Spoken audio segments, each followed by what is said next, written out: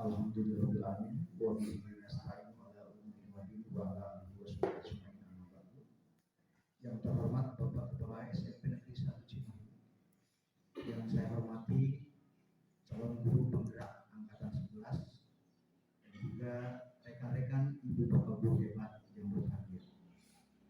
Pada kesempatan yang berbahagia ini, mari kita panjatkan puji dan syukur dari Allah Subhanahu wa taala. Alhamdulillah kita bisa mengikuti agenda kegiatan dari program guru penggerak, yaitu penyebaran, pemahaman, dan penerapan budaya positif. Sholawat beserta salam senantiasa tercurah limpahkan kepada junjungan kita Habibana wa Nabiyana Muhammad SAW, kepada para sahabatnya dan kita semua. Mudah-mudahan yaumil akhir mendapatkan syafaat semua darinya. Amin ya rabbal alamin. Bapak Ibu guru hebat, izinkan pada kesempatan ini saya menyampaikan agenda acara. Yang pertama pembukaan, yang kedua sambutan kepala sekolah, yang ketiga penyampaian materi oleh calon guru penggerak, dan yang keempat penutup doa. Mari kita awali kegiatan ini dengan bersama-sama membacakan basmalah. Bismillahirrahmanirrahim. Baik Bapak Ibu guru hebat, acara selanjutnya itu sambutan dari Kepala Sekolah SMP Negeri 1 Cimahi kepada yang terhormat Bapak Kepala Sekolah, kami silakan.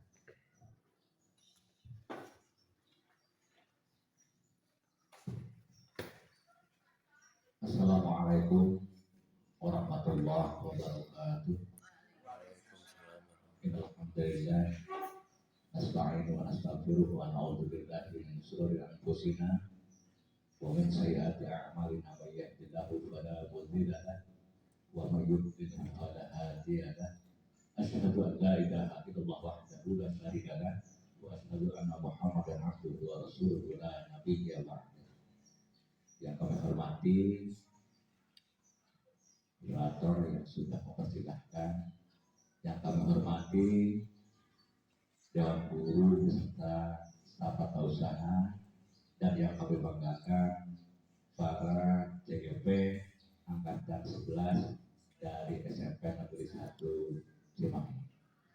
Pertama, mari lagi kepada puji syukur kepada Allah Subhanahu wa taala. Alhamdulillah, dalam kesempatan ini kita bisa bermuajahah, bersilaturahim dalam satu kegiatan, rangkaian kegiatan dari program pendidikan bergerak, yaitu akan mendiseminasikan tentang budaya positif.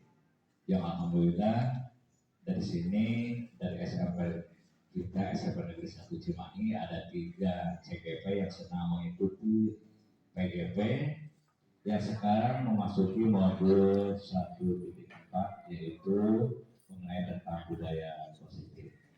Dan saya selaku kepala sekolah menyambut baik untuk acara ini, yaitu para CGP nanti akan menginformasikan, kemudian timbul kesadaran, kemudian menerima dan memanfaatkan informasi yang sudah diperoleh dari pendidikan guru penggerak, khususnya pada modul 1.4, yaitu budaya positif, yang insya Allah nanti para CGP akan mempresentasikan rencana apa saja dan apa saja yang sudah dilaksanakan baik di sekolah dan maupun yang direncanakan yang akan datang.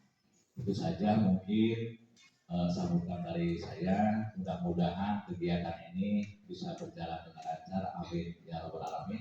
Billahi taufiq wal hidayah. Assalamualaikum warahmatullahi wabarakatuh. Terima kasih kepada yang terhormat Bapak Kepala SMP Negeri 1 Cimahi yang sudah memberikan sambutannya berkaitan dengan program guru penggerak. Acara selanjutnya penyampaian materi oleh calon guru penggerak. Untuk itu kami persilakan. Bismillahirrahmanirrahim. Assalamualaikum warahmatullahi wabarakatuh. Waalaikumsalam. Baik Bapak Ibu, ya pada kesempatan ini saya akan menyampaikan materi tentang menyebarkan pemahaman dan penerapan pengalaman budaya positif. Kalau misalkan di sini kita berbicara tentang budaya positif, mungkin yang terbersit di pemikiran Bapak Ibu kira-kira apa ya dengan budaya positif? Disiplin. Ya, disiplin. Pembiasaan. Ya. Tepuk tangan dong buat kita semua. Itu salah satu budaya positif gitu ya. Ada disiplin dan juga ada pembiasaan. Nah, ini berkaitan dengan nah ini budaya positif. Apa sih itu budaya positif? Budaya positif itu adalah nilai-nilai atau keyakinan-keyakinan dan juga kebiasaan-kebiasaan yang diterapkan di sekolah dan berpihak pada murid agar murid dapat berkembang menjadi pribadi yang kritis, penuh hormat dan bertanggung jawab. Jadi budaya positif ini sebaiknya diterapkan gitu ya di sekolah-sekolah yang tujuannya adalah agar para murid ini memiliki jiwa yang atau pribadi yang kritis, kemudian penuh hormat dan juga bertanggung jawab. Nah, selanjutnya di dalam materi budaya positif ini adalah konsep inti di dalam materi budaya positif.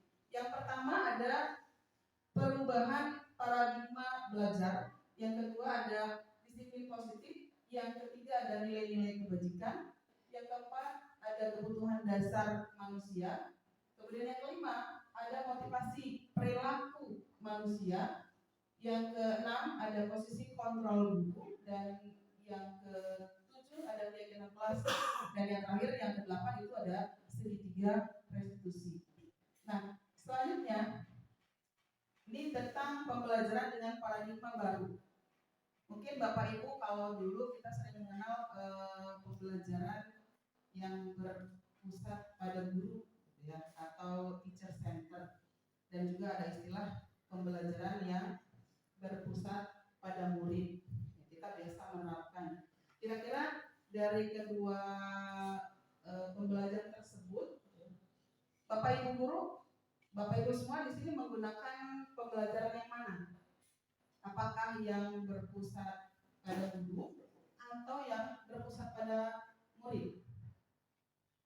Ya, silakan Ibu. Mungkin kalau saya ini ya kebetulan di sini sudah lama.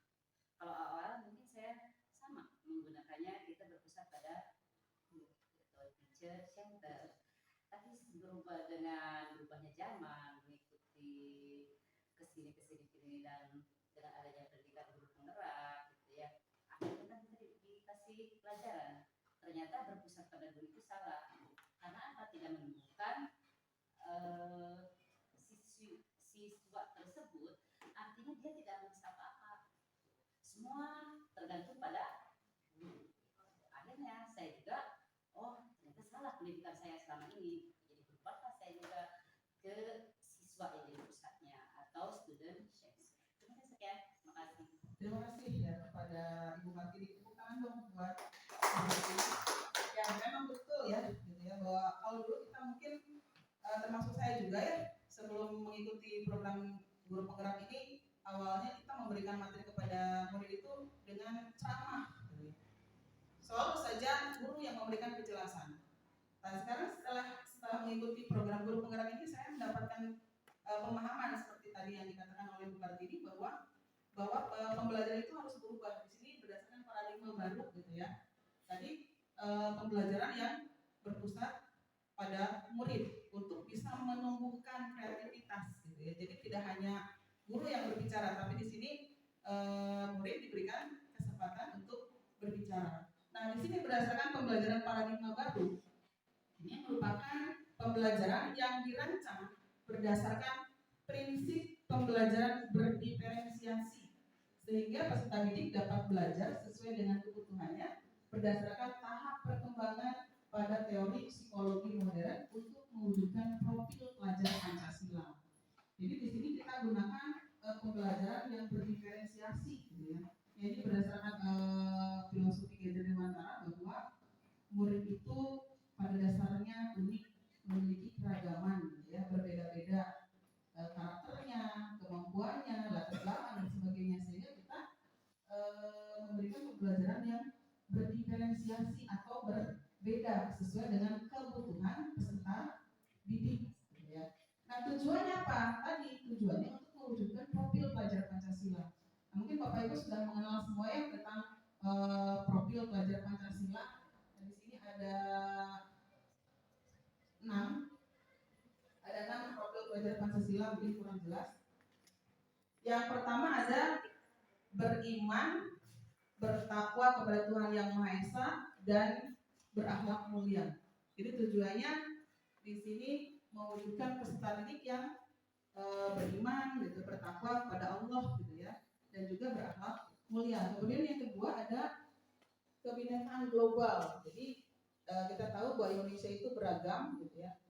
Jadi berkebinekaan global secara umum, gitu ya. Kemudian yang ketiga ada bergotong royong. Nah, bergotong royong di sini mewujudkan siswa yang berkolaborasi, gitu ya, bekerja sama di dalam pembelajarannya. Kemudian yang berikutnya adalah kreatif. Nah, ini siswa atau murid diharapkan kreatif.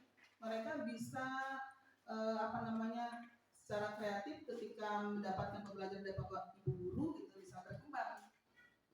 Selanjutnya ada bernalar kritis. Ya, bernalar kritis di sini berarti siswa itu bukan berarti protes ya, tapi artinya mereka bisa berpikir secara kritis dengan pemahaman-pemahaman mereka, apalagi dengan perkembangan zaman, sehingga mereka tidak langsung menerima, gitu ya. Jadi mereka berpikir dulu, gitu ya. Nah, ini bernalar kritis. Kemudian yang keenam itu adalah mandiri. Ya. Jadi di sini mereka artinya bisa mandiri, gitu ya, dengan arahan dari Bapak Ibu guru. Nah, ini pembelajaran berdiferensiasi. Mungkin kalau kita tahu kita sudah menggunakan pembelajaran berdiferensiasi itu ada 3 ya Bapak Ibu. Yang pertama ada pembelajaran visual, gitu ya. Visual di sini kita bisa menggunakan pembelajaran dengan melihat tayangan, ya. Boleh di YouTube mungkin ada tayangan-tayangan dan sebagainya. Kemudian yang kedua ada audio, gitu ya, dengan mendengarkan, gitu, suaranya saja. Dan yang ketiga ada kinestetik. Nah, ini kita bisa gunakan pembelajaran yang berdiferensiasi supaya nanti bisa mewujudkan pelajar berdasarkan profil pelajar Pancasila. Ya, baik Bapak Ibu, kita lanjutkan ya. Berikutnya yaitu tentang adanya miskonsepsi tentang teori kontrol. Jadi adanya pemahaman yang salah, kemudian di sini miskonsepsi. Nah, di sini miskonsepsinya apa? Yang pertama adalah ilusi guru mengontrol murid. Jadi kita beranggapan bahwa guru itu bisa mengontrol, gitu ya, bisa mengontrol murid, mengatur, gitu ya. Padahal itu miskonsepsi, gitu ya, bahwa murid itu tidak bisa dikontrol oleh kita. Jadi ini salah atau miskonsepsi, gitu ya. Kemudian yang kedua, ilusi bahwa semua penguatan positif efektif dan bermanfaat. Jadi penguatan positif di sini misalkan dengan rujukan, gitu ya, dengan kata-kata yang positif, dengan kata-kata yang baik kepada siswa, itu dianggapnya akan efektif dan bermanfaat. Padahal pada kenyataannya enggak, gitu ya. Kemudian yang ketiga, ilusi bahwa kritik dan membuat rasa bersalah mampu menguatkan karakter. Jadi kalau misalkan guru memberikan hukuman kepada siswa, gitu ya, di sini sehingga siswa itu merasa bersalah dengan anggapan bahwa karakter siswa itu akan berubah menjadi baik. Misalnya siswa itu melakukan sebuah kesalahan, gitu ya, sehingga guru dengan menjudge atau memberikan hukuman dengan kata-kata yang menyakitkan bagi anak, sehingga anak ini dalam dirinya muncul merasa melakukan suatu kesalahan, gitu ya. Ini suatu miskonsepsi juga, dan ini tidak akan mampu menguatkan karakter. Yang keempat, ilusi bahwa orang dewasa berhak memaksa. Jadi kita sebagai orang dewasa, guru memaksa kepada siswa. Ini tidak seperti itu. Jadi yang sebenarnya dari semua ini itu tidak bisa kita lakukan. Karena apa? Karena yang kita lakukan tadi seperti memberikan rujukan dan sebagainya tidak menumbuhkan perubahan atau gitu ya. Jadi ketika siswa misalkan melakukan sebuah kesalahan, datang terlambat misalkan ya ke sekolah, kita sering menjumpai anak-anak yang datang terlambat ke sekolah. Kemudian kita memberikan memberikan kritik kepada anak-anak gitu ya, dengan kata-kata yang kasar dan sebagainya. Kamu terus selalu kesiangan gitu. Dari sini anak merasa bersalah gitu. Tapi apakah anak itu kan berubah? Nah di sini enggak. Karena apa? Karena berubahnya karena takut. Tidak ada motivasi internal, tidak ada motivasi dari dalam dirinya sendiri untuk bisa berubah menjadi lebih baik. Jadi diharapkan ini mengalami perubahan. Kita tidak mengontrol orang lain, karena yang mampu mengontrol diri sendiri adalah diri sendiri, bukan orang lain. Kemudian yang selanjutnya, ini kita mengubah paradigma stimulus atau teori stimulus respon ke pendekatan teori kontrol. Ini berdasarkan teori stimulus respon, bahwa pada kenyataannya kebutuhan manusia itu sama.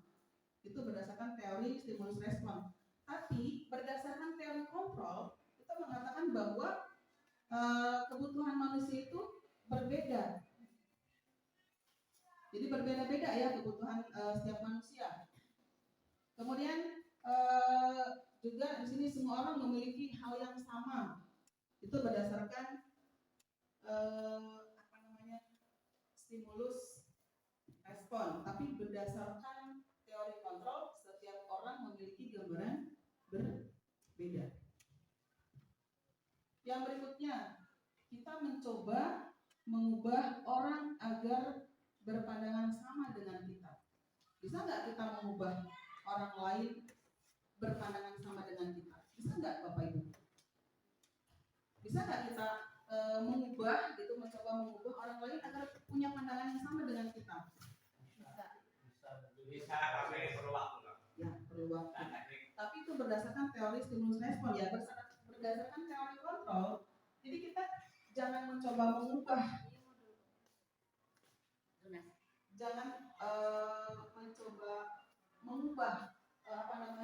orang agar berpandangan sama dengan kita.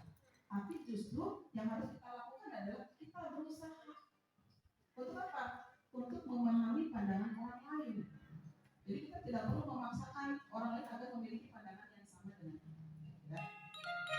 Kemudian kita beranggapan berdasarkan stimulus respon itu bahwa perilaku buruk dilihat sebagai suatu kesalahan. Kita menganggapnya seperti itu ya, bahwa ketika ada anak melakukan suatu kesalahan, kita menganggap bahwa itu adalah perilaku buruk. Berdasarkan teori kontrol, bahwa semua perilaku itu memiliki tujuan. Jadi apa yang dilakukan oleh anak ketika melakukan satu kesalahan itu sebenarnya mereka punya tujuan. Jadi tidak semata-mata mereka melakukan satu kesalahan. Jadi misalnya di kelas gitu ya, ada anak mengambil alat tulis, misalkan pensil gitu ya, mengambil punya temannya. Itu kan tidak semata-mata anak itu ngambil pensil.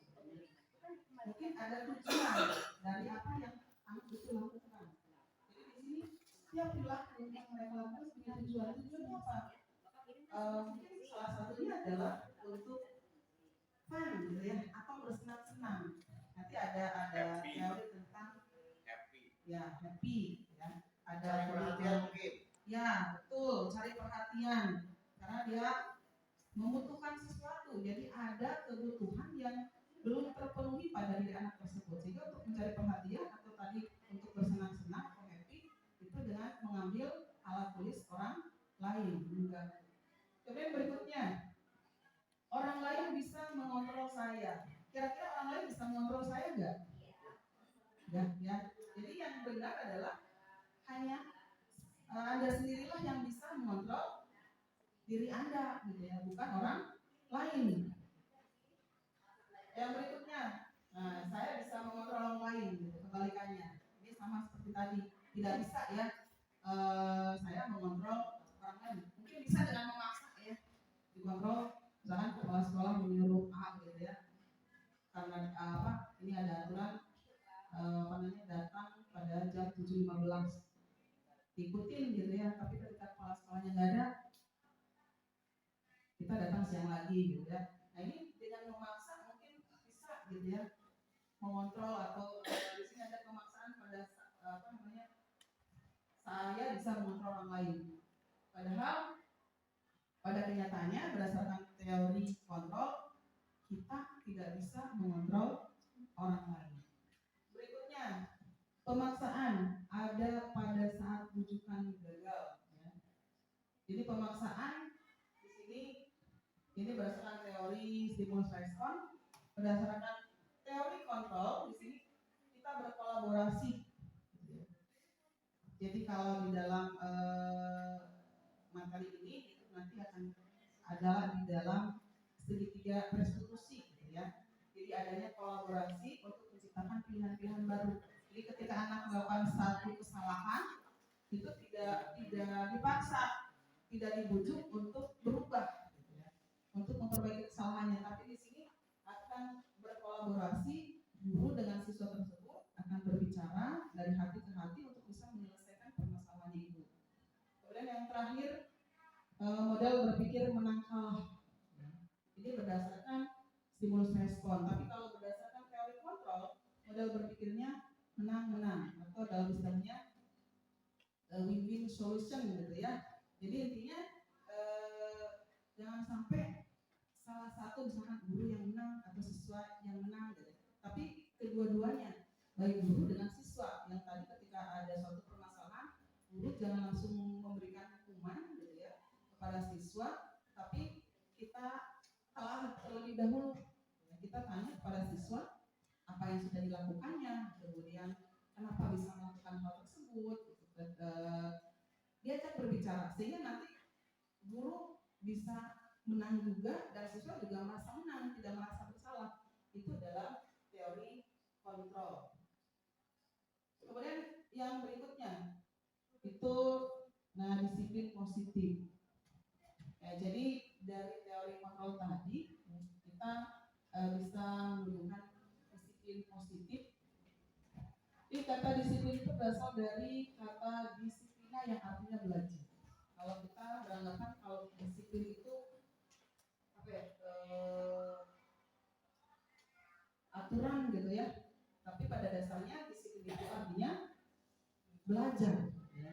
Yang disiplin di sini mengacu pada disiplin diri yang memiliki tanggung jawab terhadap apa yang dilakukannya berdasarkan nilai-nilai yang diyakini. Itu disiplin diri yang nanti akan memunculkan apa? Disiplin positif. Nah, disiplin positif di sini merupakan salah satu cara penerapan disiplin yang bertujuan untuk menumbuhkan kesadaran serta memberdayakan peserta didik tanpa imbalan, tanpa penghargaan atau reward, juga ancaman atau hukuman. Jadi disiplin positif ini nanti muncul secara internal atau motivasi internal di dalam diri peserta didik itu sendiri. Ya. Jadi mereka sadar dengan sendirinya tanpa dipaksa, gitu ya, tanpa karena ingin mendapatkan penghargaan dari bapak ibu guru atau karena takut diancam oleh bapak ibu guru, takut mendapatkan hukuman. Jadi di sini nanti peserta didik itu bisa dengan adanya disiplin positif itu menumbuhkan pada dirinya sendiri, atau di sini muncul motivasi internal. Jadi tidak dari luar, gitu ya, tidak dari paksaan atau takut dengan hukuman dan sebagainya. Nah, sebagai pendidik, ya, jadi kita sebagai pendidik itu punya tujuan, yaitu menciptakan peserta didik yang memiliki disiplin diri, sehingga mereka berperilaku mengacu pada nilai-nilai kebajikan universal dan memiliki motivasi intrinsik dalam perubahan perilaku ke arah yang lebih baik. Seperti yang tadi saya katakan, gitu. Jadi di sini adanya motivasi intrinsik dari siswa itu sendiri untuk bisa berubah perilakunya ke arah yang lebih baik. Ini yang diharapkan, ya Bapak Ibu. Yang berikutnya, nah ini Ini tadi nilai-nilai kebajikan. Apa itu nilai-nilai kebajikan? Nah, nilai-nilai kebajikan itu adalah nilai yang disepakati bersama. Lepas dari suku bangsa, agama, bahasa maupun latar belakangnya. Jadi nilai-nilai ini adalah nilai-nilai yang nanti akan disepakati bersama oleh guru maupun oleh peserta. Nah ini contoh dari nilai-nilai kebajikan dari institusi atau organisasi. Ini ada beberapa contoh. Yang pertama, nilai-nilai kebajikan berdasarkan profil pelajar Pancasila yang tadi sudah dijelaskan di depan. Beriman, bertakwa kepada Tuhan Yang Maha Esa, serta berakhlak mulia, kemudian kebinekaan global, bergotong royong, mandiri, kreatif, dan bernalar kritis. Jadi semuanya ini adalah nilai-nilai kebajikan, nilai-nilai yang baik, gitu, nilai-nilai yang positif. Kemudian yang kedua, ini berdasarkan IBO Primary Years Program atau PGP, gitu ya. Di sini ada toleransi, rasa hormat, integritas, mandiri, menghargai, antusias, empati, keingintahuan, kreativitas, kerjasama, percaya diri, dan komitmen. Dan yang terakhir ini berdasarkan keterampilan hidup atau life skill.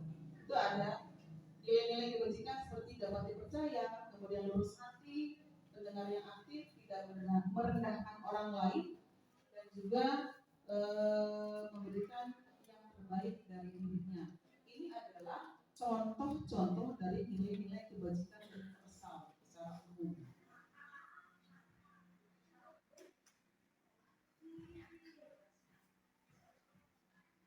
Nah, tadi sudah saya jelaskan bahwa peserta didik itu ketika melakukan sesuatu itu pada dasarnya memiliki tujuan. Tujuannya apa? Nah, ini untuk memenuhi kebutuhannya, kebutuhan dari anak itu sendiri. Apa itu kebutuhan dasarnya? Ini ada kebutuhan dasar manusia.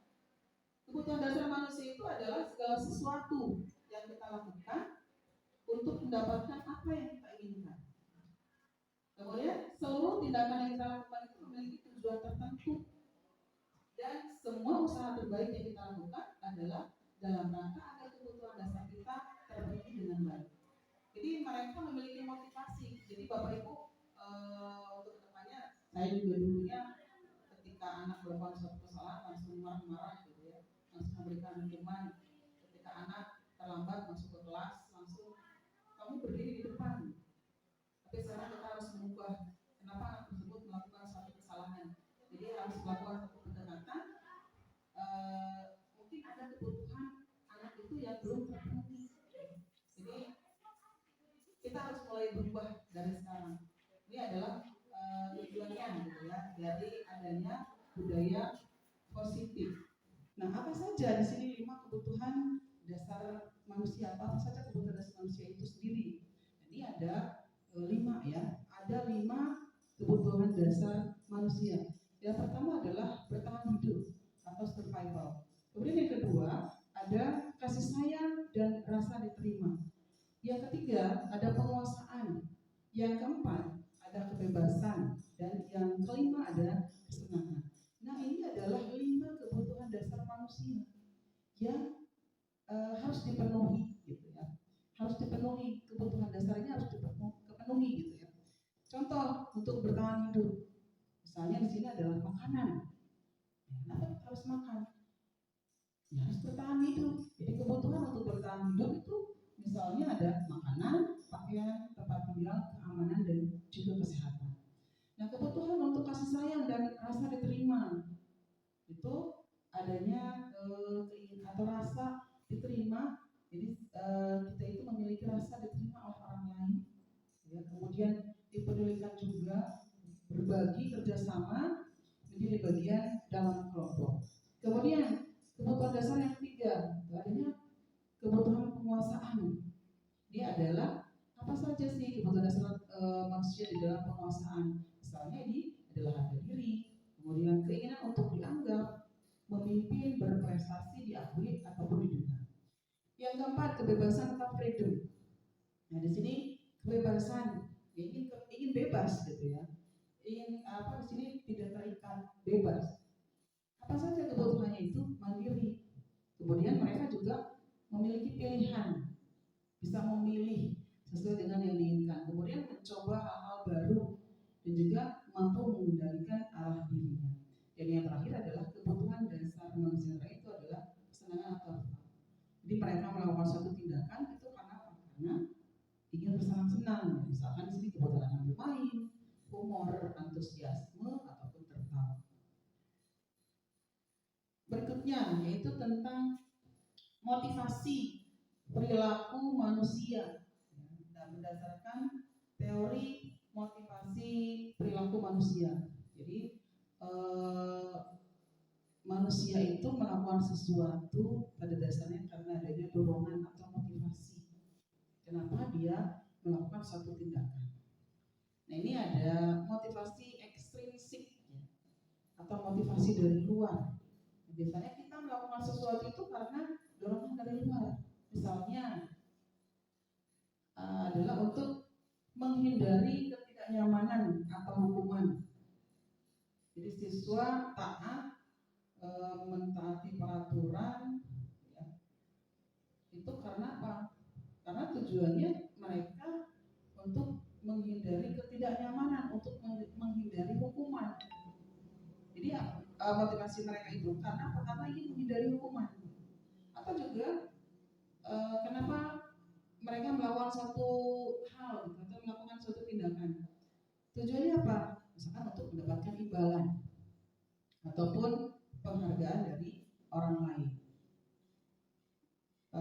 Misal gitu ya, anak itu melakukan atau mengerjakan suatu tugas, kemudian mengumpulkan tepat waktu, bukan karena dorongan lain, tapi dorongan di sini dorongan karena ingin mendapatkan penghargaan gitu ya, dari siapa? Dari Bapak Ibu guru, mendapatkan pujian. Nah, ini sebagai murid yang rajin ataupun mungkin nanti mendapatkan nilai yang besar gitu ya. Itu motivasi ekstrinsik. Nah, yang harus dimunculkan itu adalah motivasi intrinsik, yaitu motivasi dari dalam diri sendiri. Itu misalkan untuk menjadi orang yang mereka inginkan. Jadi melakukan sesuatu itu karena dorongan, karena mereka ingin menjadi apa yang mereka inginkan, ingin menjadi apa yang mereka inginkan, ataupun ingin menghargai dirinya sendiri. Dan juga di sini misalkan menghargai dirinya sendiri dengan nilai-nilai yang mereka percaya. Jadi mereka yakin gitu ya, bahwa apa yang mereka lakukan itu adalah baik. Jadi ini adalah motivasi intrinsik.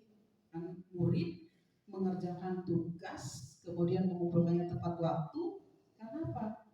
Ya karena mereka ingin menjadi dirinya sendiri, ingin menghargai dirinya sendiri. Mereka yakin, mereka yakin dengan nilai-nilai yang mereka percaya. Makanya mereka mengerjakan tugasnya, mengumpulkan tugasnya tepat waktu. Bukan mengumpulkan tugas tepat waktu itu karena ingin mendapatkan nilai yang sempurna gitu, ataupun mendapatkan pujian dari Bapak Ibu guru. Nah, ini motivasi yang harus dimunculkan pada diri siswa atau pada diri murid itu adanya motivasi intrinsik atau motivasi dari dalam siswa itu sendiri. Yang berikutnya ini ada hukuman, konsekuensi, restitusi. Apa sih bedanya antara hukuman, konsekuensi, dan restitusi gitu ya? Hukuman ini biasanya tidak terencana atau tiba-tiba. Kemudian murid tidak tahu apa yang akan terjadi ataupun tidak dilibatkan. Kemudian bersifat satu arah dan berupa hukuman atau berupa hukuman fisik atau psikis. Kemudian kalau konsekuensi itu berbeda. Ini terencana. Kemudian disepakati sesuai peraturan. Kemudian tapi murid juga di sini tetap dibuat tidak nyaman dengan konsekuensi yang ada, dan sikap guru selalu memonitor murid. Nah, ini hukuman dengan konsekuensi. Misal ketika ada murid melakukan suatu kesalahan, gitu ya, datang terlambat ke sekolah, langsung berdasarkan ini hukuman gitu ya, langsung guru itu mengatakan, kamu sudah terlambat, sekarang kamu berdiri atau sekarang kamu lari keliling lapang basket 2 putaran. Ini itu hukuman yang munculnya tiba-tiba, tidak terencana, langsung menghukum anak tersebut. Kemudian murid juga tidak tahu apa yang akan terjadi gitu, ketika melakukan satu kesalahan. Pada sifatnya satu arah, itu datangnya dari guru, dan juga hukumannya itu berupa hukuman fisik seperti tadi, lari keliling lapang basket 2 putaran. Nah, kalau dengan konsekuensi itu agak berbeda. Ya. Jadi sudah ada kesepakatan juga gitu, sesuai dengan peraturan, itu sudah direncanakan. Jadi ketika murid terlambat itu sudah ada konsekuensinya, misalkan pengurangan poin. Kemudian walaupun di sini sudah ada kesepakatan, tapi murid tetap merasa tidak nyaman karena adanya pengurangan poin. Kemudian sikap guru selalu memonitor murid. Jadi gurunya di sini mengawasi murid tersebut kesalahan lagi nggak, gitu ya, melakukan kesalahan lagi nggak. Nah, harusnya ketika siswa tadi melakukan satu kesalahan, gitu ya, kita jangan dengan menyelesaikan itu jangan dengan hukuman atau konsekuensi, tapi dengan ini yang terbaru ini ada berdasarkan apa yang saya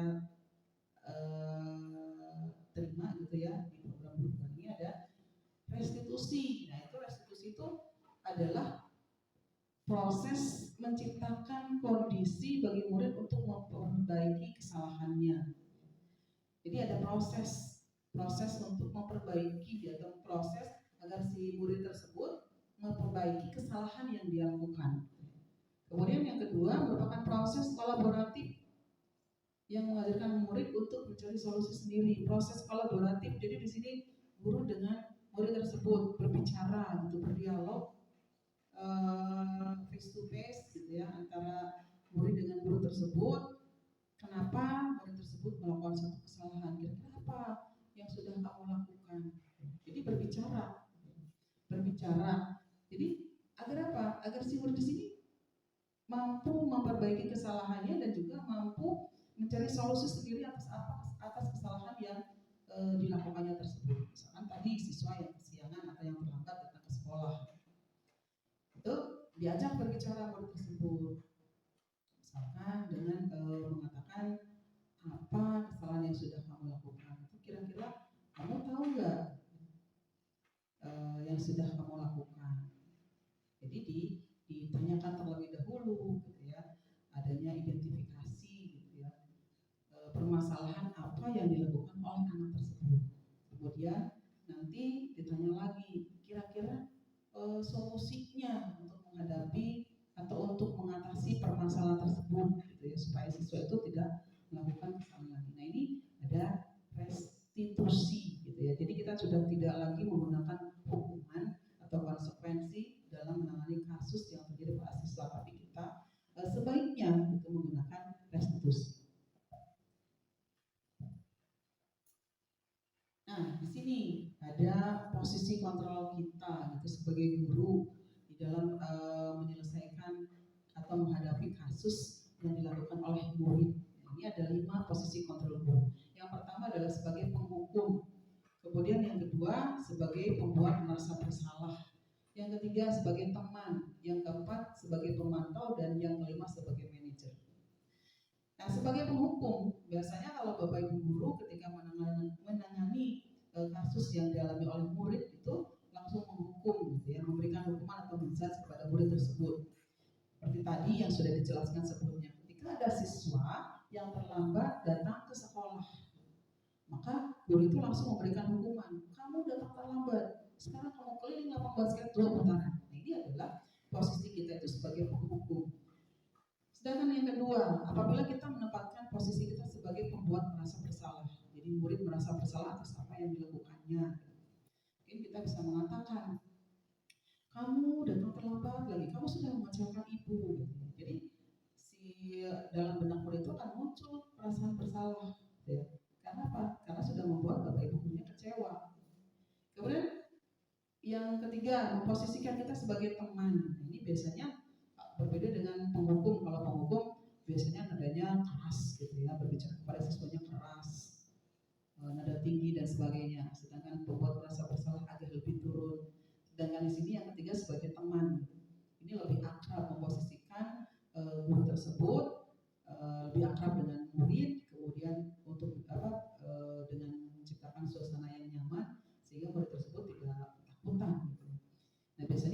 suaranya juga sangat atau datar gitu ya. Misalkan, ayo dong jangan terlambat lagi, jangan buat ibu kecewa lagi. Ini posisi kita sebagai teman.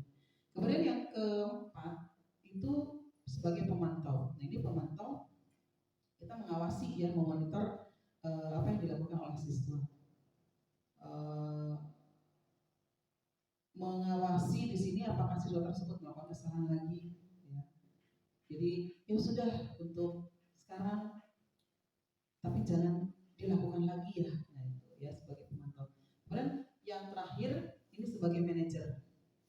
Nah kalau sebagai manajer agak berbeda gitu ya. Tadi kan proses mengkondisikan murid untuk bisa menyadari kesalahannya, kemudian murid tersebut bisa mencari solusi dari kesalahan yang dia lakukan agar si murid tersebut tidak melakukan kesalahan itu sendiri, tidak melakukan kesalahannya lagi gitu ya.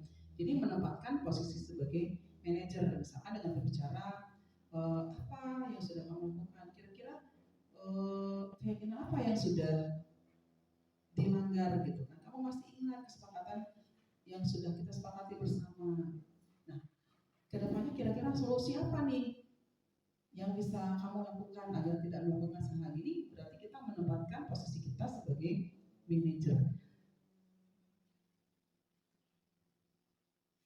Nah ini tadi yang 5 posisi kontrol guru. Kita terapkan ke dalam sebuah kasus. Ya. Ada kasus di sini, siswa tidak memakai atribut lengkap saat upacara. Nah, ketika kita menempatkan posisi kita sebagai penghukum, nah, guru itu akan mengatakan kepada siswa yang terlambat tersebut, yang tidak memakai atribut lengkap tersebut pada satu upacara, ini yang dengan suara tinggi itu akan meminta kepada siswa, sekarang kamu hormat pada bendera selama 1 jam. Ini penghukum. Nah tadi sifatnya fisik gitu ya. Sedangkan yang kedua, membuat merasa bersalah. Ini Bapak Ibu guru pasti akan pernyataan-pernyataan yang diungkapkan oleh Bapak Ibu guru adalah, berapa kali ibu harus memberitahu kamu, kenapa kamu selalu saja mengecewakan ibu. Nah ini dalam benak siswanya itu akan muncul merasa bersalah, merasa bersalah atas apa yang dilakukannya itu telah membuat kecewa bapak atau ibu guru.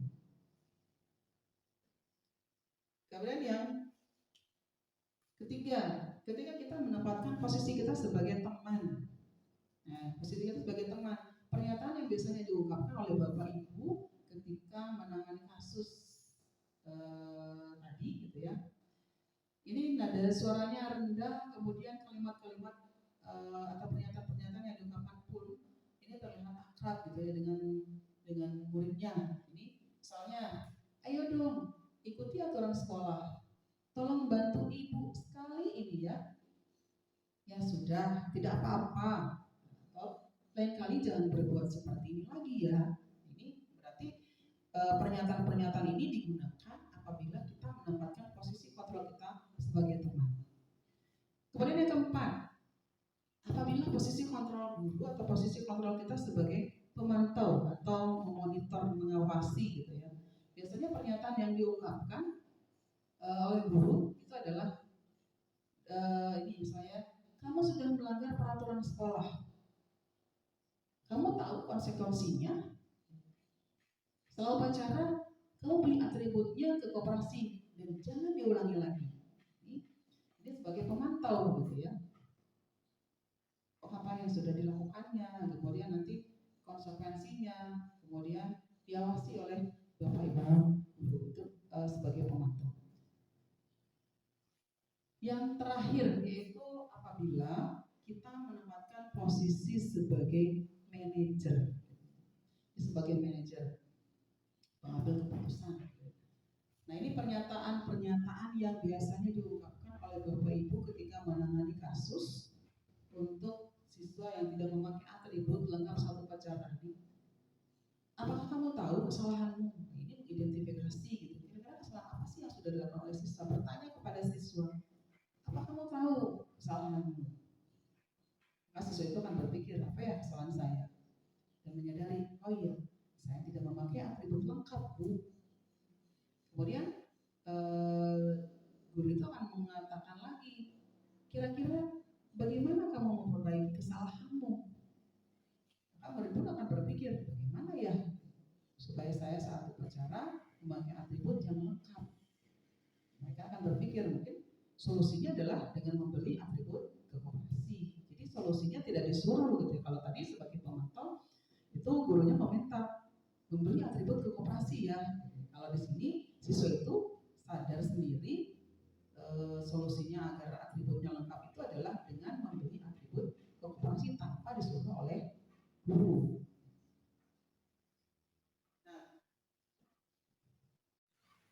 Nah, selanjutnya ini tentang posisi kontrol gitu. Jadi tadi sudah dijelaskan tentang posisi kontrol kita. Dalam posisi kontrol itu berada di mana sih? Posisi kontrol apakah aku apabila guru atau kita gitu, mengatakan pada suatu kasus dihadapkan pada suatu kasus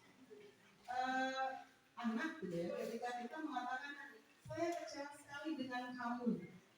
Nah kira-kira kalau misalkan kita sebagai guru mengatakan saya kecewa sekali dengan kamu, kira-kira posisi kontrol apakah aku di sini?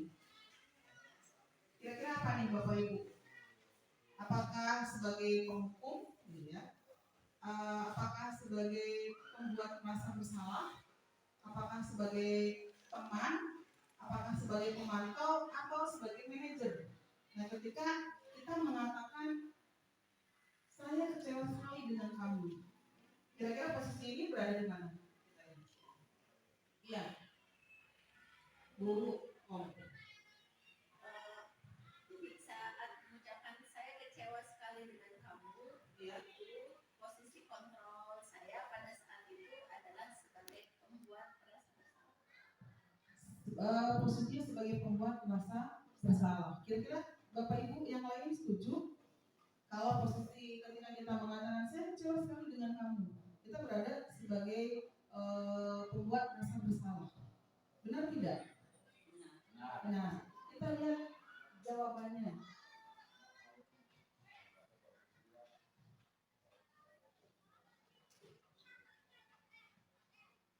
Ya, ternyata betul ya.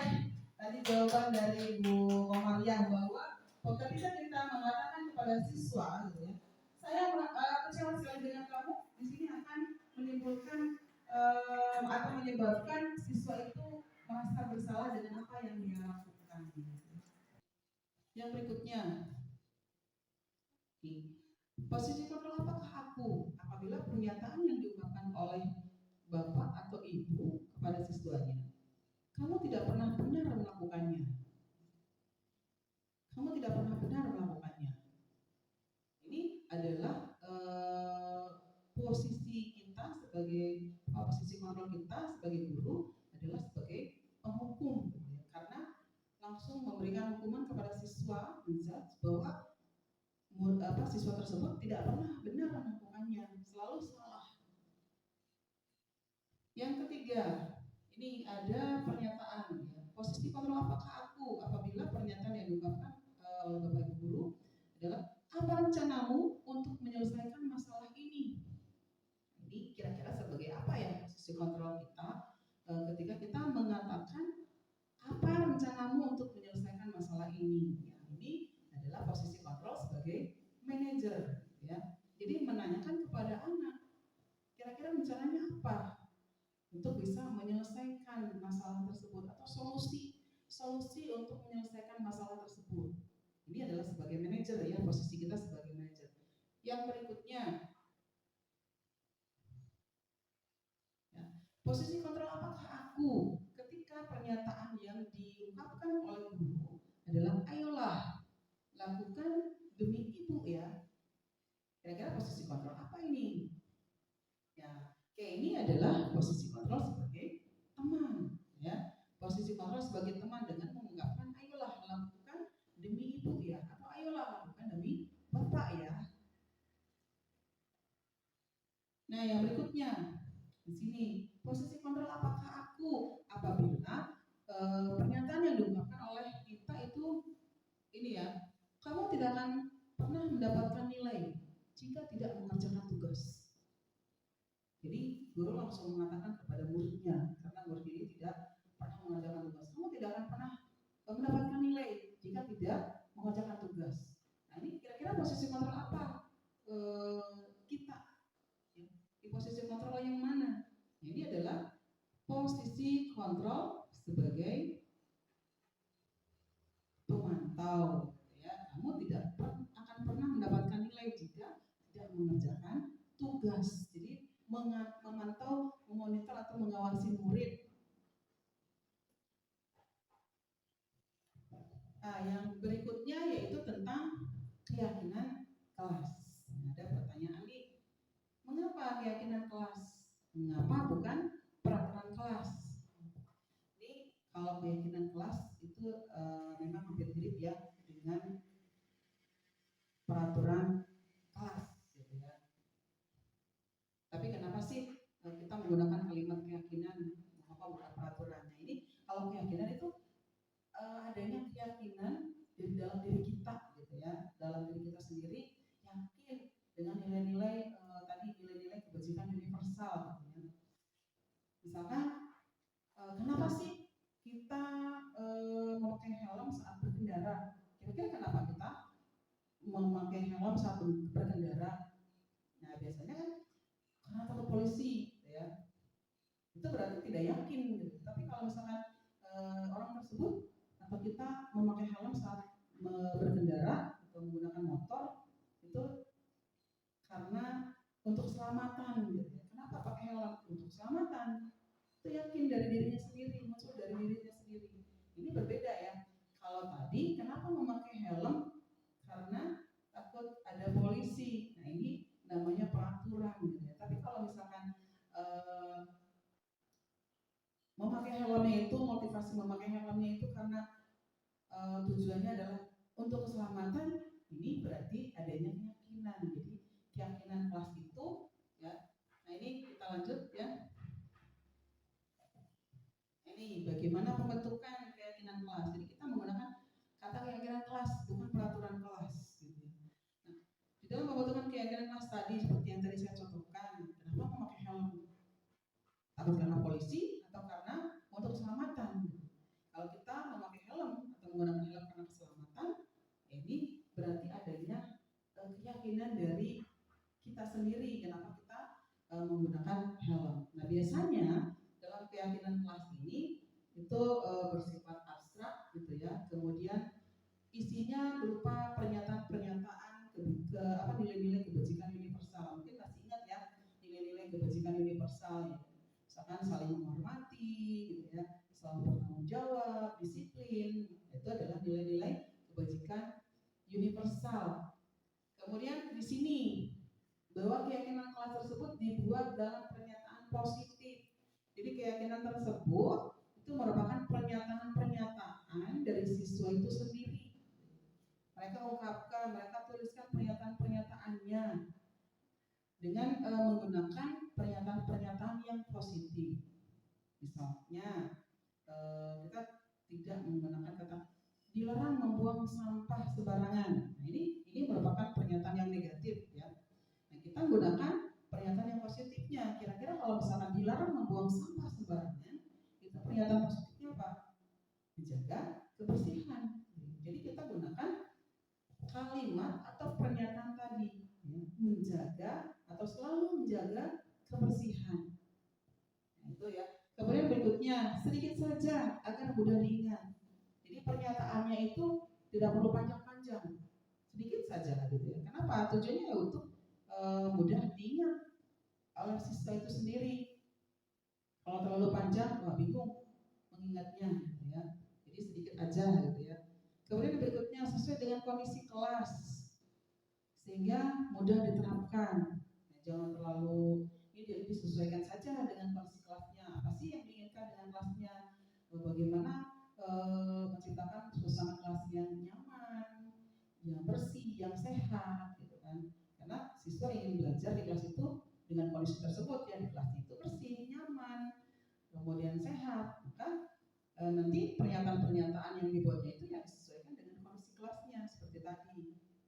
selalu menjaga kebersihan, ya. Kemudian semua warga kelas atau warga sekolah dilibatkan saat membuat keyakinan kelas. Jadi seluruh murid dalam kelas tersebut itu dilibatkan, gitu ya, dilibatkan dalam pembuatan keyakinan tersebut. Ini nanti ada kesepakatan dengan antara guru, gitu ya, dengan murid di kelas tersebut.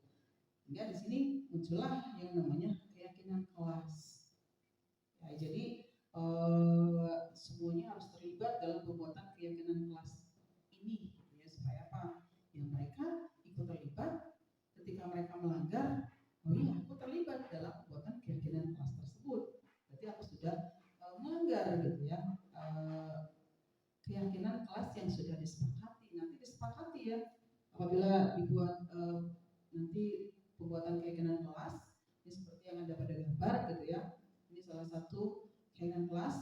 Mereka menuliskan pernyataan-pernyataan yang diinginkan, gitu ya, untuk menciptakan suasana kelas yang tadi seperti nyaman, bersih, sehat, dan sebagainya. Mereka tuliskan pernyataan-pernyataan tersebut.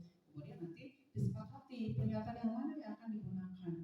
Nah, setelah disepakati nanti berarti seluruh warga kelasnya itu harus mentaati, ya. Apabila melanggar, ya nanti ada konsekuensi dari tapi konsekuensinya sudah disepakati bersama juga, ya, antara guru dengan murid.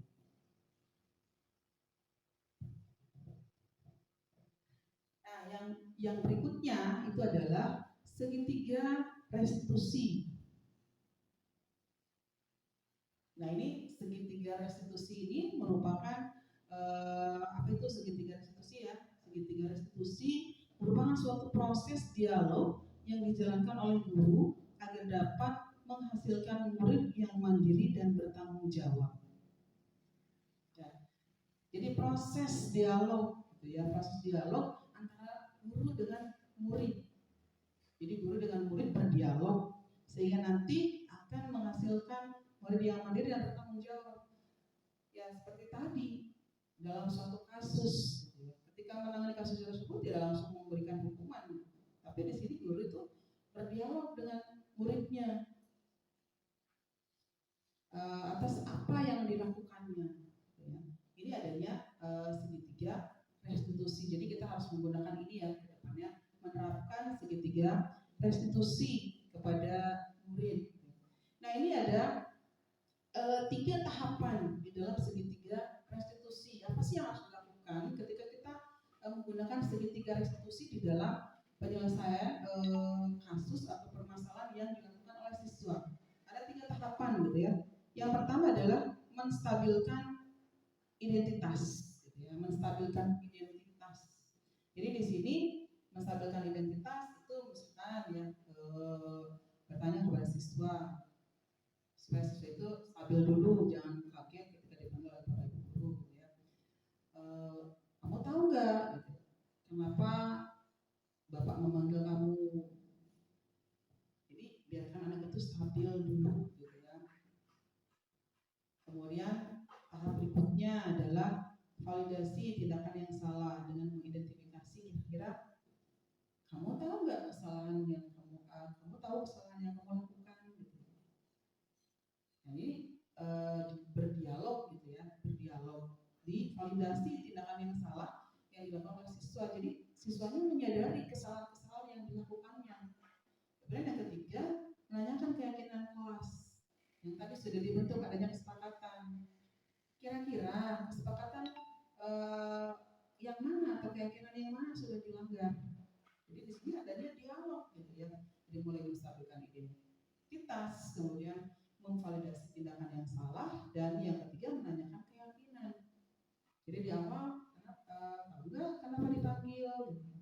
Kemudian kira-kira apa yang sudah kamu lakukan. Dan yang ketiga itu menanyakan keyakinan apa yang sudah kamu langgar, gitu, sesuai dengan keyakinan yang sudah kita sepakati. Nah, dari situ nanti solusi, kira-kira apa nih solusi yang bisa kamu lakukan, gitu ya, untuk kedepannya. Nah, ini adanya segitiga restitusi. Dan Ini suatu hal yang positif ya Bapak Ibu ketika menghadapi kasus yang dialami oleh siswa.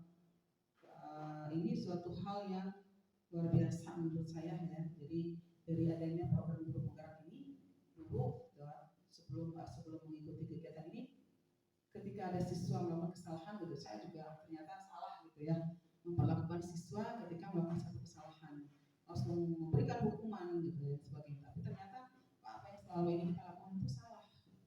Jadi sekarang kita harus menggunakan tahapan di dalam segitiga restitusi. Untuk apa? Ya tadi, agar menghasilkan murid yang mandiri dan bertanggung jawab. Jadi ketika diadakan segitiga restitusi, menstabilkan identitas, validasi tindakan yang salah, dan juga menanyakan keyakinan, kemudian siswa tersebut ya diajak mencari solusi dari apa yang sudah dilakukannya, gitu ya. Ini akan menghasilkan murid yang mandiri, gitu ya. Kemudian bertanggung jawab juga dengan kesalahannya, sehingga mereka menyadari munculnya motivasi intrinsik gitu ya, motivasi dari dalam dirinya, sadar atas kesalahan-kesalahan yang dilakukan sehingga tidak melakukan kesalahannya lagi karena motivasi dari dalam dirinya sendiri atau motivasi intrinsik, bukan karena ancaman ya, atau dihukum oleh kita, oleh Bapak Ibu guru gitu ya. Nah, ini 3 tahapan di dalam segitiga restitusi. Yang pertama adalah menstabilkan identitas. Nah, berdasarkan prinsip membuat kesalahan itu adalah bagian dari proses pembelajaran. Jadi pada dasarnya ya, setiap manusia itu pasti pernah melakukan kesalahan gitu ya. Jadi kesalahan itu bukan suatu hal yang buruk gitu ya, tapi kesalahan itu merupakan proses atau bagian dari proses pembelajaran ya. Merupakan proses belajar kita. Kita pernah melakukan kesalahan, jadi ke depannya oh iya, kita tahu pernah bersalah. Kita ambil pelajaran dari kesalahan yang kita lakukan tersebut.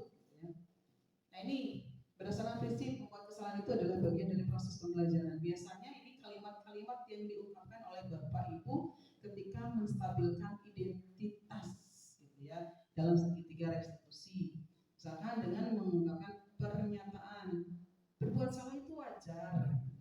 Ya, memang berbuat salah itu wajar. Setiap manusia pasti pernah melakukan kesalahan gitu ya, karena tidak ada manusia yang sempurna. Kemudian Bapak atau Ibu juga pernah melakukan kesalahan. Kemudian Bapak juga atau Ibu tidak mau mencari siapa yang salah, tetapi Ibu atau Bapak ingin mencari solusi dari permasalahan ini. Dan yang terakhir, kamu berhak merasa begitu. Jadi di dalam tahapan ini yang dilakukan oleh guru itu adalah menstabilkan identitas, berdialog, mengajak berbicara. Kira-kira anak itu supaya nanti bisa jangan langsung down gitu ya ketika melakukan satu kesalahan. Jadi berbuat salah itu wajar, sehingga itu tidak takut gitu ya. Yang berikutnya, tahapan yang kedua yaitu validasi tindakan yang salah. Berdasarkan prinsip setiap perilaku berupaya memenuhi suatu kebutuhan tertentu, seperti di awal tadi yang sudah saya jelaskan tentang 5 kebutuhan dasar manusia. Gitu ya. Jadi pada dasarnya manusia itu melakukan sesuatu karena adanya motivasi untuk memenuhi kebutuhan dasarnya, termasuk juga para murid ketika mereka melakukan sesuatu yang pada dasarnya mereka berupaya untuk memenuhi suatu kebutuhan tertentu yang kemungkinan gitu ya belum terpenuhi. Nah, biasanya di dalam validasi tindakan yang salah ini pernyataan-pernyataan yang diungkapkan oleh kita ya sebagai guru. Misalnya di sini, kamu pasti punya alasan mengapa melakukan itu. Ada alasan ya Bapak Ibu. Kita tanyakan kepada siswa, alasannya kenapa melakukan itu. Kemudian atau juga bisa dengan pernyataan, padahal kamu bisa melakukan hal yang lebih buruk dari ini ya. Atau juga kamu patut bangga karena telah melindungi sesuatu yang penting buatmu. Atau juga boleh kamu melakukannya karena mempertahankan sesuatu yang penting bagimu. Ini adalah validasi tindakan yang salah. Yang ketiga, tahapan yang ketiga dalam segitiga restitusi yaitu menanyakan keyakinan. Ini berdasarkan prinsip teori kontrol bahwa pada dasarnya kita termotivasi secara intrinsik, gitu ya. Termotivasi secara intrinsik dari dalam. Kita melakukan sesuatu itu karena motivasi dari dalam diri kita sendiri, gitu ya, atau motivasi intrinsik. Nah, ini ungkapan-ungkapan atau pernyataan-pernyataan yang bisa kita berikan kepada murid dengan menanyakan apa? Dengan menanyakan apa yang keyakinan kelas kita. Kemudian nilai-nilai apa yang telah disepakati bersama. Yang ketiga di sini, seperti apa gambaran sebuah kelas yang ideal menurut kamu? Ataupun boleh kamu ingin menjadi orang seperti apa? Jadi di sini menanyakan keyakinan, jadi yakin. Nah, ini adalah motivasi intrinsik, gitu ya, bukan dari orang lain atau dari luar atau ekstrinsik.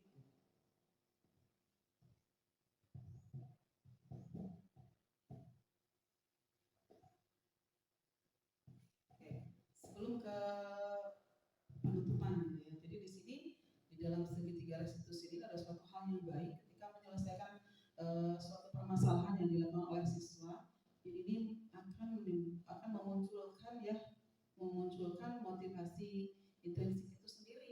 Jadi siswa memperbaiki kesalahannya bukan karena dia takut, bukan karena diancam dan sebagainya.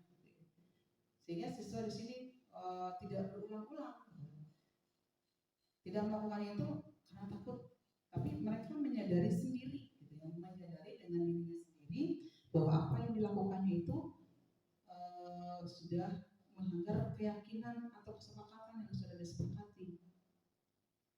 Jadi ini suatu hal yang kita harus mulai terapkan, gitu ya.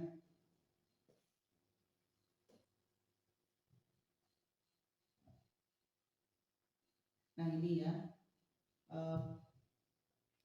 saya menyampaikan penutup, gitu ya. Dalam penerapan program disiplin positif, hendaknya guru memiliki standar kepribadian profesional dan sosial yang baik, di mana guru mampu merefleksikan dirinya dalam posisi kontrol saat ini.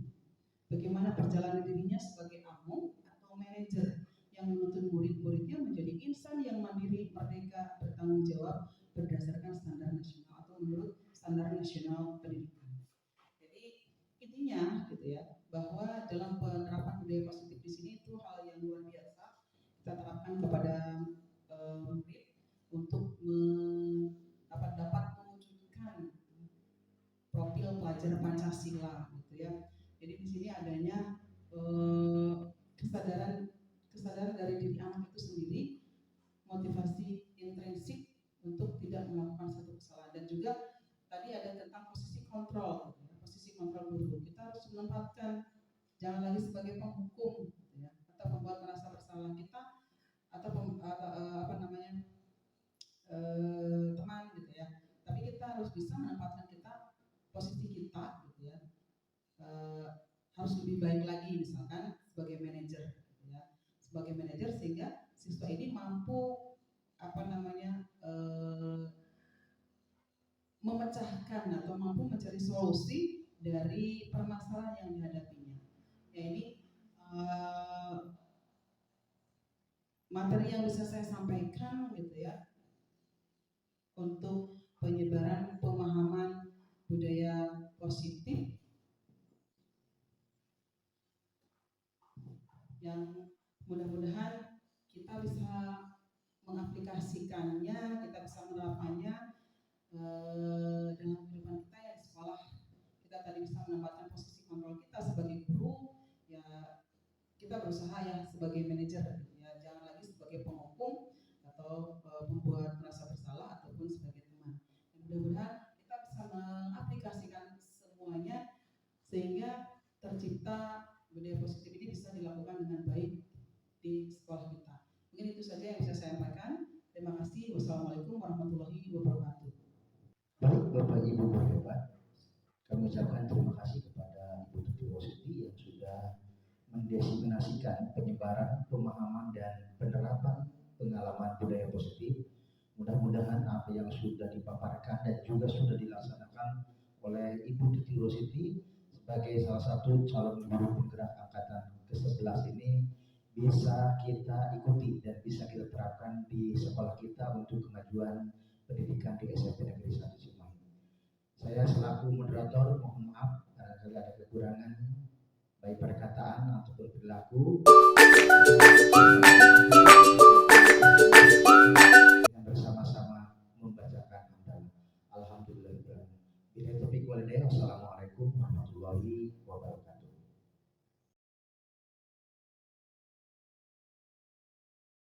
Iya. Waalaikumsalam.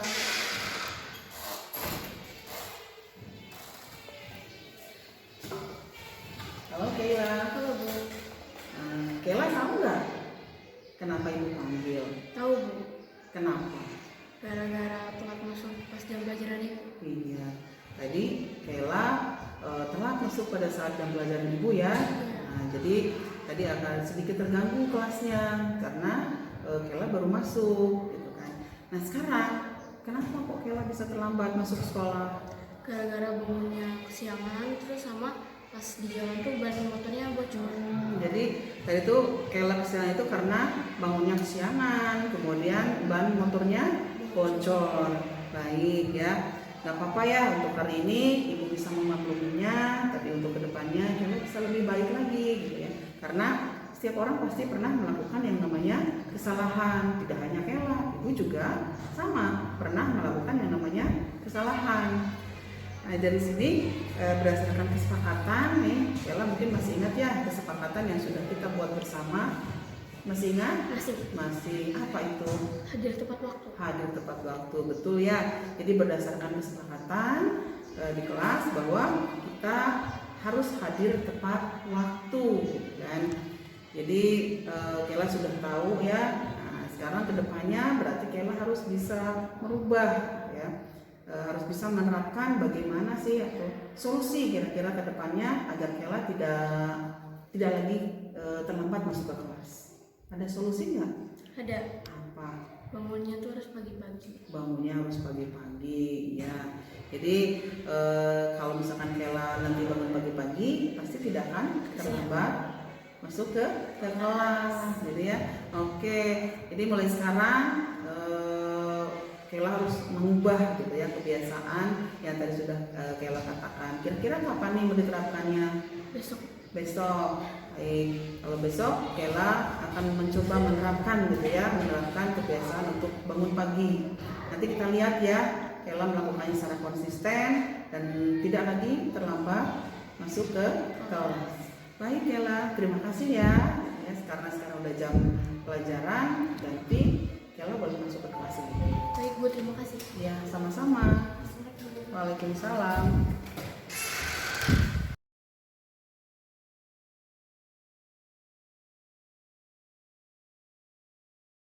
Assalamualaikum warahmatullahi wabarakatuh. Waalaikumsalam warahmatullahi wabarakatuh. Selamat pagi semuanya. Gimana kalian hari ini sehat? Alhamdulillah ya. Dan untuk hari ini Ibu ingin atau kita akan membuat keyakinan kelas. Keyakinan kelas itu hampir mirip dengan peraturan. Kalian mungkin sudah mengenal ya peraturan di sekolah yang harus ditaati. Nah, kita sekarang akan membuat keyakinan kelas untuk kelas kita. Nah, nanti kalian akan Ibu bagi kertas berwarna seperti ini. Nanti kalian tuliskan kalimat-kalimat di mana kalimat-kalimat tersebut merupakan kalimat yang kalian inginkan tentang kelas kita. Misalkan kelasnya yang aman, nyaman, harus bersih, dan sehat dan sebagainya. Nanti kalian buat kalimat di kertas ini, nggak perlu panjang-panjang ya tulisannya, kadang-kadang kenapa supaya mudah untuk diingat. Karena nanti keyakinan kelas ini akan kita sepakati bersama. Kemudian kalian akan ingat kalau kalimatnya terlalu panjang, susah untuk mengingatkan, digunakan kalimat yang pendek saja. Paham ya? Dengan cara Ibu akan berikan kertas.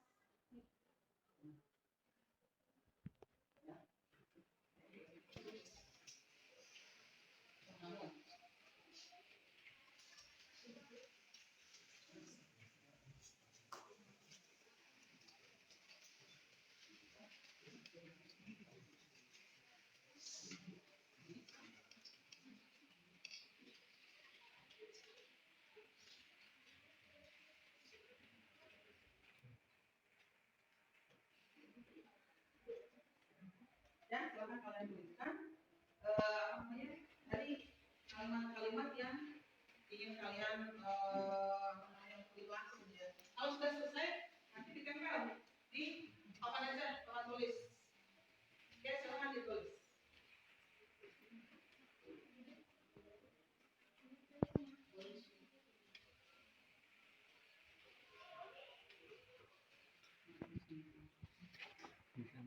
Ya kan? Ini tulis ya, kenang kelasnya tulis di sini. Ya.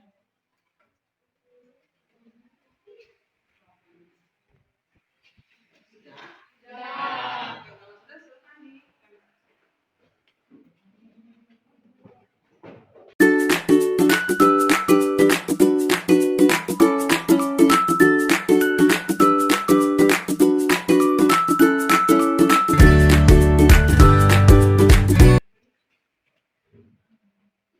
Oke, udah semua. Udah semua ditempel. Sekarang kita akan lihat ya kalimat-kalimat yang udah kalian buat untuk di kelas kita.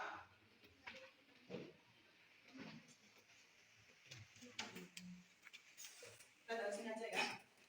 Ini ada dilarang membuang sampah sembarangan. Kita buat gimana ya? Ini aja lagi ya.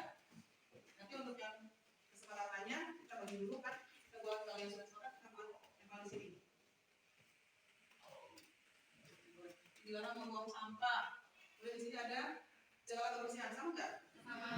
Kalau yang ini kan dilarang membuang sampah sembarangan karena kalimatnya negatif. Itu sama kita ganti. Berarti jagalah kebersihan. Setuju ya? Setuju. Yang pertama. Kemudian ada lagi. Ini hadir tepat waktu. Beda ya dengan yang tadi. Hadir tepat waktu, kemudian ada mengikuti pembelajaran. Jangan membuang sampah. Ya, yang ini ya. Kemudian saling menghormati. Kalau saling menghormati apa nih? Beda. Jangan datang terlambat. Berarti hadir tepat waktu. Sudah ada belum tadi? Belum ya? Nah ini berbeda ya. Hadir tepat waktu. Kemudian tadi saling menghormati, jujur. Ini sama. Mana jujur? Oke, ini ada jujur. Menjaga fasilitas kelas.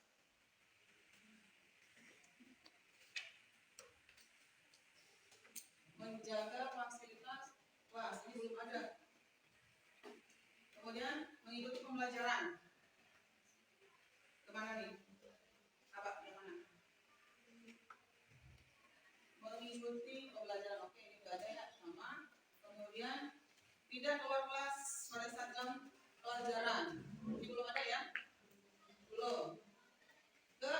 Ini ada izin saat keluar kelas. Sama. Oke, berarti izin saat keluar kelas. Kemudian dilarang bullying. Saling menghormati. Saling menghormati ya. Kemudian ya ini izin saat keluar kelas sudah. Tidak datang terlambat. Masuknya ke mana? Tidak datang terlambat. Berarti masuk ke hadir tepat waktu ya. Dan kemudian jagalah kebersihan. Nah ini dilarang membuang sampah. Jangan tidur di kelas. Berarti mengikuti pembelajaran. Ini jangan datang terlambat, berarti hadir tepat waktu. Oke, di sini ada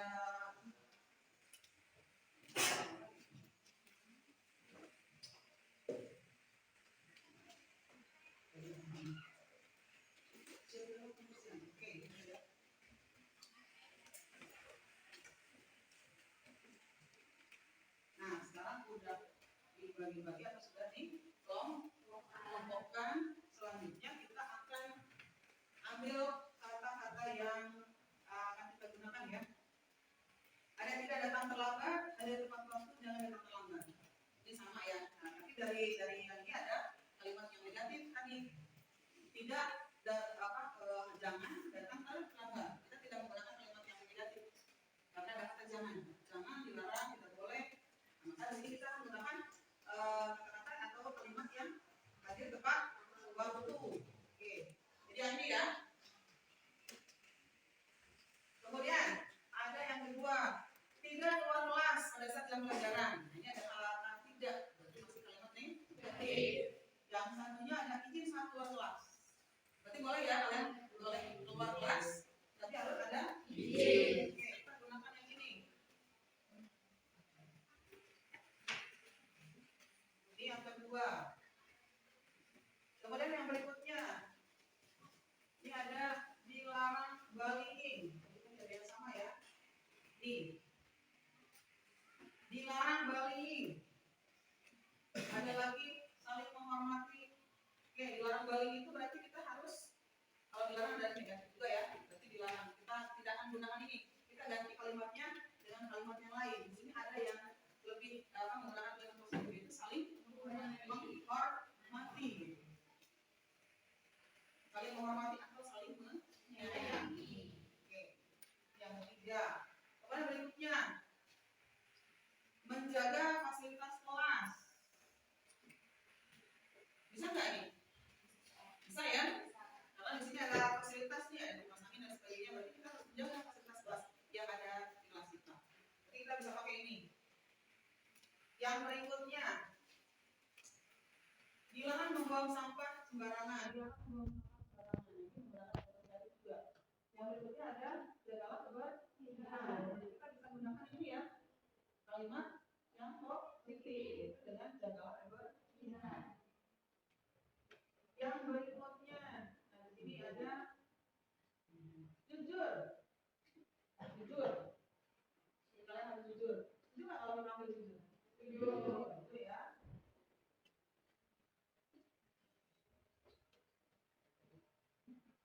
Jujur. Kemudian yang berikutnya, jangan tidur di kelas. Boleh nggak kalau di kelas tidur? Boleh nggak? Boleh. Nggak boleh ya, kalau di kelas tidak boleh tidur, gitu kan? Nah, tapi kan tadi kalimatnya negatif, tadi sudah bilang kita gunakan kalimat positif. Nah, kalau jangan tidur di kelas berarti kita ganti kalimatnya. Ada apa? Oke, di sini ada mengikuti pembelajaran.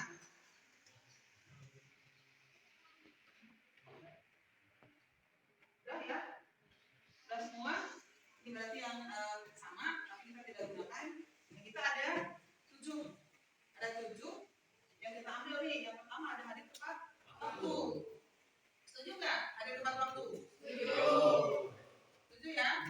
Oke, yang kedua ada izin saat keluar kelas. Jadi kalau kalian mau keluar kelas harus ada izin dulu, atau izin dulu kepada bapak ibu guru, atau boleh juga kalau nggak ada bapak ibu guru ke temannya yang kelas. Siapa ya yang ada di kelas? Oke, setuju ya? Yang ketiga ada saling menghormati atau saling menyayangi. Setuju nggak? Setuju ya, saling menghormati karena kita semua itu kan nggak sama, beda-beda, kita semua teman, kita harus saling menghormati. Tadi kan ada kalimat dilarang bullying, berarti nggak boleh nih membuli, karena dia teman kita. Paham ya? Jadi kita harus saling menghormati dan saling menyayangi. Oke. Kemudian berikutnya menjaga fasilitas kelas. Ini penting juga ya. Penting ya, menjaga fasilitas kelas ini penting. Karena kita mempunyai fasilitas yang harus dirawat dengan baik. Yang berikutnya jujur. Setuju nggak ini jujur kita pakai? Jujur. Bagus ya, ini positif juga. Yang berikutnya ada mengikuti pembelajaran. Jadi di kelas ini nggak boleh tidur. Fokus. Kita harus mengikuti pembelajaran sepenuhnya. Kemudian yang terakhir ada jagalah kebersihan. Nah ini ada 7. Kira-kira kalian sepakat nggak? Setuju nggak dengan 7 keyakinan kelas ini? Setuju. Oke, kalau setuju, nanti ini harus kalian ingat ya, harus kalian ingat baik-baik. Kita menggunakan kalimat-kalimat yang pendek supaya mudah mengingat. Oh iya, kalau nanti melakukan satu kesalahan, berarti sudah melanggar kesepakatan atau sudah melanggar keyakinan kelas yang sudah disepakati, ya. Berarti tidak boleh melanggar ini karena kita sudah menyepakati. Paham? Oke, kalau kalian paham dan setuju, silakan ditandatangani ya. Karena kesepakatan atau keyakinan kelas ini kita semua sepakat, berarti semuanya harus menandatangani sebagai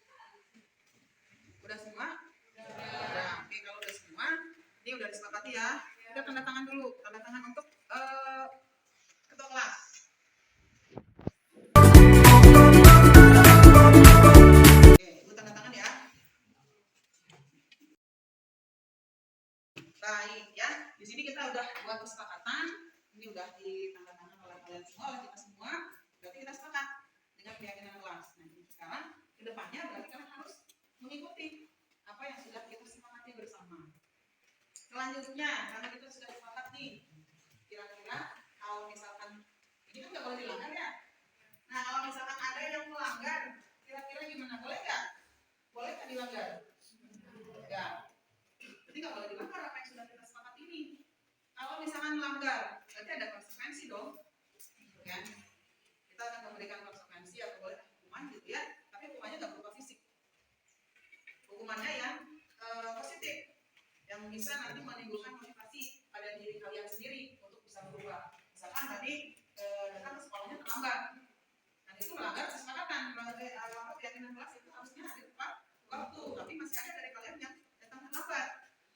Nah, di sini harus ada konsekuensi ketika kalian datang terlambat. Nah, hukumannya tidak boleh berupa fisik, misalkan berdiri di depan, enggak ya. Tapi kita memberikan hukuman atau konsekuensi yang positif, yang akan merubah kalian supaya tidak datang terlambat lagi. Setuju ya? Oke. Kira-kira kalau misalkan ada di antara kalian yang datang terlambat, apa nih hukuman yang akan diberikan? Kira-kira? Oke, menghafal Al-Quran itu tentang surat-surat pendek ya. Yang pertama, kalau datangnya terlambat. Kemudian yang kedua, di sini ada izin saat keluar kelas. Kalau misalkan tiba-tiba pada saat pembelajaran kalian tidak ada di kelas, tidak izin dulu, kira-kira konsekuensinya apa? Apa? Hah? Jangan yang fisik ya, yang positif seperti ini. Boleh ya, misalkan menghafal Fatihah ya, menghafal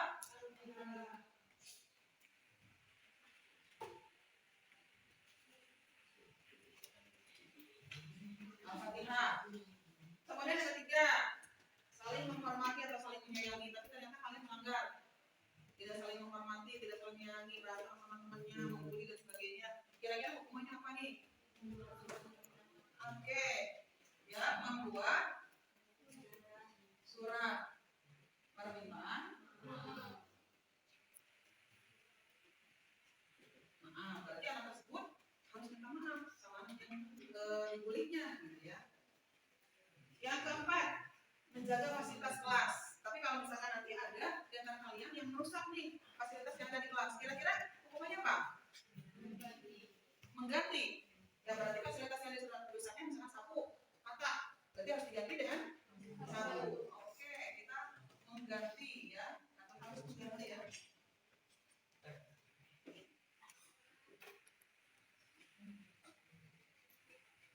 Harus menggantinya. Kemudian yang kelima, jujur, berarti tidak boleh berbohong nih. Nah, kalau misalkan ternyata kalian berbohong, ya kayak radio misalkan berbohong, gimana hukumannya nanti kalau misalkan radio berbohong? Oke, boleh ya, harus meminta maaf.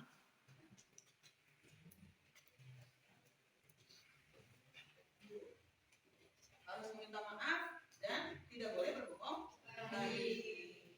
Yang keenam, mengikuti pembelajaran. Berarti tadi, kalau misalkan tidak mengikuti pembelajaran atau ikut kelas, kira-kira apa nih hukumannya, konsekuensinya?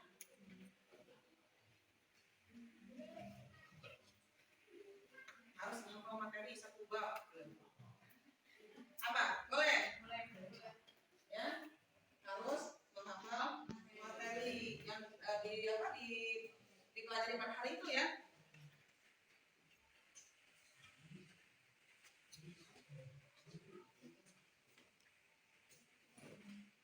Harus menghafal materi pembelajaran pada saat itu. Yang ketujuh, di sini ada jaga kebersihan. Kalau misalkan kalian tidak menjaga kebersihan, dia misalkan tiba-tiba buang sampah sembarangan ketahuan nih, hukumannya apa buat dia? Kalau misalkan DJ nggak piket, ya DJ nggak piket, nah dihukum ya, hukumannya apa? Denda. Dendanya berapa nih? 2.000? 5.000? 2.000? 5.000. Didenda 5.000. Ini nggak terlalu besar 5.000? Terlalu besar. Kita ganti ya, berapa? 2.000. Oke.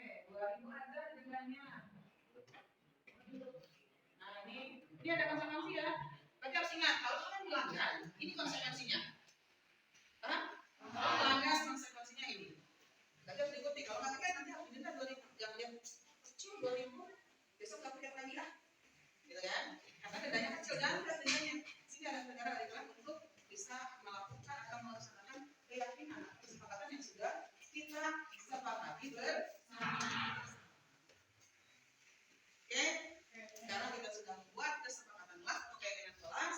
Kedepannya ibu berharap apa yang sudah kita sepakati ini kita laksanakan dengan sepenuh hati, dengan penuh rasa tanggung jawab. Siap?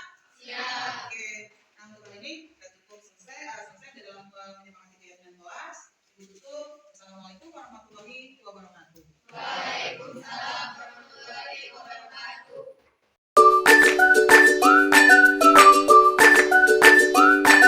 Assalamualaikum warahmatullahi wabarakatuh. Perkenalkan, nama saya Regita Seliputnya Pangestu dari kelas 9B. Assalamualaikum warahmatullahi wabarakatuh. Perkenalkan, nama saya Tarodin dari kelas 9B.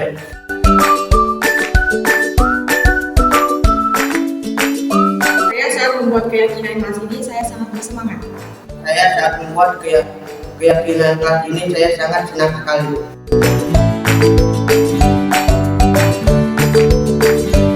Saya membuat keyakinan kelas itu sangat penting sekali. Saya membuat keyakinan kelas itu sangat penting.